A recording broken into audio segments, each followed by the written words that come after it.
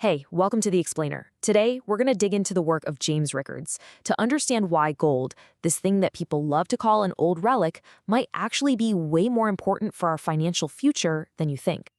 Okay, so Rickards' whole case kicks off with a pretty shocking idea that the global financial system that we all depend on is, well, fundamentally unstable and really living on borrowed time. I mean, you can see the pattern right here. The international money system has totally collapsed 3 times in the last 100 years. That's about every 30 to 40 years. The last one was back in 1971. So you do the math. It kind of feels like the current system is seriously pushing its luck. But hold on. Before we get into the new case for gold, we've got to clear the air and talk about all those old arguments against it. The ones that get thrown around all the time just to shut the conversation down. Yeah, you've heard this one a million times, right? It's the classic go-to line for anyone who wants to dismiss gold. But here's the catch. It's taken completely out of context. The thing is, Keynes was totally misquoted. He was a practical guy, and what he was actually talking about back in 1924 was a specific, really flawed gold system. He wasn't talking about gold itself. In fact, at other really important times, he was a big advocate for gold's role in the whole money system. Okay, here's another one you hear constantly, but honestly, it just shows a complete misunderstanding of how a gold standard is even supposed to work. See, the key thing to get here is that it's not about the amount of gold. There's always enough gold. The real question is, what's the price? To back all the paper money we have floating around the world today, you'd have to reprice gold way, way higher to something that actually reflects its real value. All right, so if all those old arguments against gold are kind of shaky, what makes it so special anyway? Well, the answer, believe it or not, isn't in some dusty economics textbook. It's in the periodic table. Think about it. Stocks and bonds, those are assets with risk. Gold is just money. Rickards has this great term for it, Emmett Sub-Zero. It's the real, physical money that sits underneath everything else. And why doesn't it have a yield? For the same reason the cash in your pocket doesn't have a yield. It's not a promise from someone else. It just is. I mean, this is just basic chemistry, and it's fascinating. You start with the periodic table, right? You're looking for the perfect money. First, you get rid of the gases, obviously. Then the radioactive stuff, anything that explodes in water. Yeah, let's not make money out of that. Then you toss out anything that rusts or corrodes, like iron. Then you get rid of stuff that's just way too rare or impossible to work with. And what are you left with? Basically, silver and gold.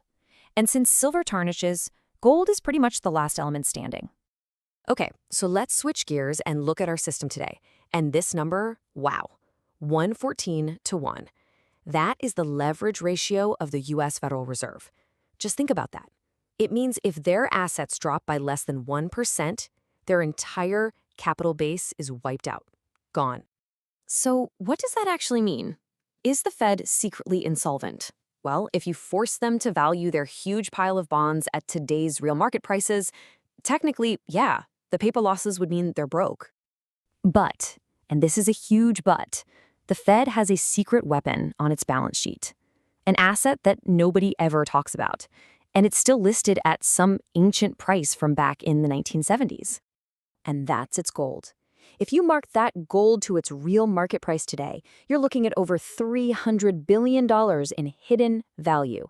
And that, right there, is the quiet little secret that backs the entire US dollar. The whole system's credibility, when you peel back all the layers, rests on this little stash of gold. So this leads us right into gold's most critical role today. It's insurance. It's insurance against a global financial system that's way more fragile and unpredictable than anyone wants to admit. See, the Fed looks at the economy like it's an airplane. They think they're the pilots, They can just pull a lever here, push a button there, and everything will be fine. But Rickard says, no way. The economy isn't an airplane. It's a complex system, more like a butterfly, where one tiny little thing can set off a massive, totally unpredictable chain reaction. And the avalanche metaphor he uses is just perfect for this. You've got this unstable snowpack building up on a mountain. That's all the hidden risk in the system. Then one tiny little snowflake falls. It seems like nothing, but that one snowflake triggers a catastrophic avalanche. The whole system collapses. See, the problem was never the snowflake. It was the unstable snowpack that was there all along.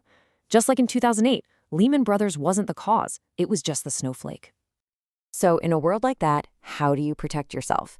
This is where gold is so unique. In inflation, it's pretty simple. Its dollar price goes up. But here's the crazy part. In a really bad deflation, governments have no choice but to devalue their own currency against gold to try and create inflation. And what does that do? It also pushes gold's price up. It's the one thing that protects you in both scenarios. And look, this isn't just some abstract theory. If you look around the world, you can see the big players, the major countries, are quietly making moves based on this exact reality. Rickards uses this awesome analogy of a high-stakes poker game.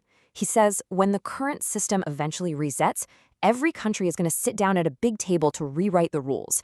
And the size of your gold reserves? That's your stack of poker chips. The more chips you have, the more say you get. And you can see the shadow gold standard playing out right now. It's all about how much official gold a country has compared to the size of its economy. And you see countries like Russia just scrambling to buy more gold, to build up their stack of chips so they can challenge the power of the Eurozone and the US. Okay, so what does all this mean for you, for the average person? The single most important thing to get is the massive difference between paper gold and actual physical gold. Look, paper gold, things like ETFs or futures contracts, that's all fine for tracking the price. But at the end of the day, it's a digital promise. It's a piece of paper that says someone somewhere owes you gold. It has counterparty risk. Physical gold is completely different. It's an element. It's a real thing you can hold. It has zero counterparty risk. When things get really bad, one of these is insurance and the other one is just a promise that might not be kept. Which really leaves us with one final, pretty heavy question. When the moment of crisis hits, when everyone finally loses confidence in all the paper money and digital promises, which money is going to be the one that actually matters?